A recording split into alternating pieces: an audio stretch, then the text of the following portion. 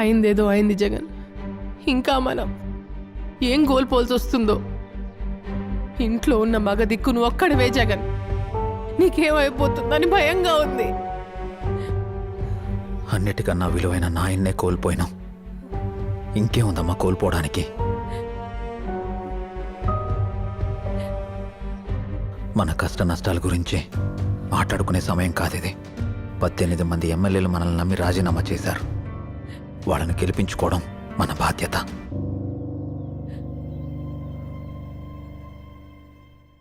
మీ వ్యాపారాలు ఆస్తులన్నీ ఈడీ జప్తు చేసింది. మీకున్న కార్లు బంగ్లాలు అన్నీ పోయాయి. ఇంకేం కోల్పోతామో అని భయంగా లేదా? నేనెందుకు భయపడాలనా? నాకున్నవన్నీ పోయినా ఊళ్ళో మా నాయన కట్టించిన ఇల్లుంది. 3 పూట్ల భోజనానికైతే ఇబ్బంది ఏం లేదు. ఏం చేస్తారో చేసుకుని అన్నా చూసుకుందాం. అన్నా, మనం రైతు రుణమాఫీ చేయలేమన్నా. అలాగైతే మనం గెలవడం కష్టం జగన్. అన్నా, నేను మా నాయన రాజకీయానికి మాత్రమే కాదు, ఆయన విలువలకు కూడా వారసుండి. ఒక ఎలక్షన్ మనం ఓడిపోయినా పర్వాలేదన్నా, కానీ వాళ్ళలాగా అబద్ధపు హామీలిచ్చి ఎన్నికలు అయిపోయాక జనాల్ని మోసం చేసి నా క్రెడిబిలిటీ పోగొట్టుకోలేనన్నా.